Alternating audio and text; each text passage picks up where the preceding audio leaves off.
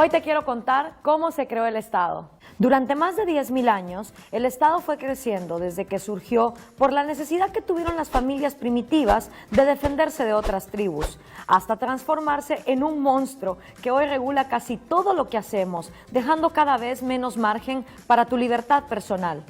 Cuando las familias primitivas se unieron para defenderse y formaron ejércitos, nació el Estado, que brindaba seguridad y protección. Todos los ciudadanos delegaban en el Estado el derecho a ejercer la violencia.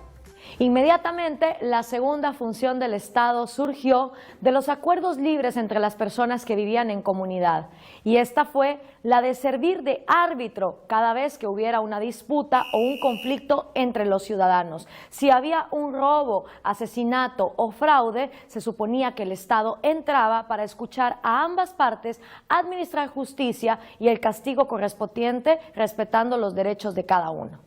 Paralelamente, las familias que conformaban una comunidad se pusieron de acuerdo para construir murallas y más adelante cloacas, acueductos, plazas y edificios de obra pública, haciendo así la tercera función del Estado, que vino a ser construir obras de interés común.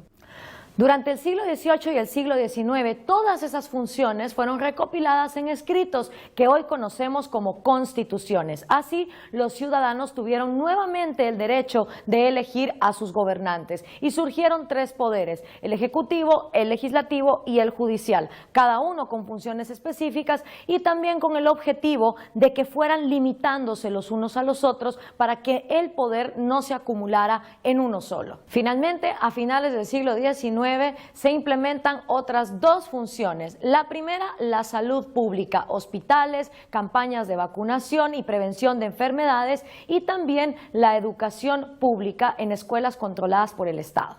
Ya entrado el siglo XX, ya estaban los estados en pleno funcionamiento con todas sus funciones básicas. La economía seguía creciendo a un ritmo del 5% anual y aún así las funciones del Estado también se incrementaban con este crecimiento económico. Pero todo cambió cuando vino la crisis mundial de 1930 y Estados Unidos, al mismo tiempo que trataba de pelear contra la crisis, la prolongó por las diferentes decisiones que el Estado fue tomando. Hasta ese momento, las crisis de los países se superaban pues sin grandes cambios en el sistema y tardaba más o menos 1 o 2 años en volverse a recuperar de una debacle económica. Pero a partir de la década de los 30, apoyados con las tesis del economista Maynard Keynes, el Estado encontró una excusa para sobreexpandirse y volverse él entonces el responsable del crecimiento económico, hacerse cargo de los ancianos y de otras funciones dentro de la sociedad. El Estado empezó a crecer más rápido que la producción privada, de manera tal que la única manera de sostenerlo fue el permanente aumento de los impuestos, del endeudamiento, que no es otra cosa que mayores tributos que pagarás en el futuro, y en ocasiones del impuesto inflacionario, que es el que más pesa sobre los pobres. Con cada recesión, el Estado crecía, mientras el sector productivo se reducía. Cuando la economía volvía a crecer, el Estado no se achicaba, y año con año la proporción del gasto público sobre el PIB fue creciendo progresivamente. Llegamos a fines del siglo XX y principios del siglo XXI, con muchos países que alcanzaron una proporción altísima del gasto público sobre el PIB, que termina siendo un peso insoportable para las empresas, para los empleados y para los trabajadores en general, que son los que verdaderamente producen y generan bienestar. Por lo tanto, no debería llamar la atención que, a más crecimiento del Estado, menor haya sido el crecimiento de la producción mundial. Es que los ciudadanos pensamos que el gasto público los paga el otro, o que tal vez Papá Noel lo deja por debajo del arbolito para que los gobiernos lo gasten.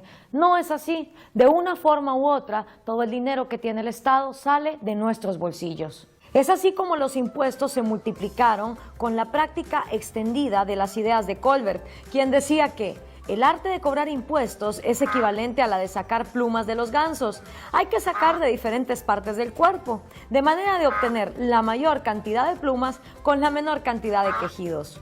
Así, se crearon impuestos por casi cualquier actividad de las personas, por trabajar, por fumar, por comer, por ver una publicidad, por ir al cine, por ver televisión o tomar una cerveza con los amigos. Por ejemplo, en países como la Argentina ya hay más de 100 impuestos y en muchas ocasiones se paga el 50% de lo que los ciudadanos producen.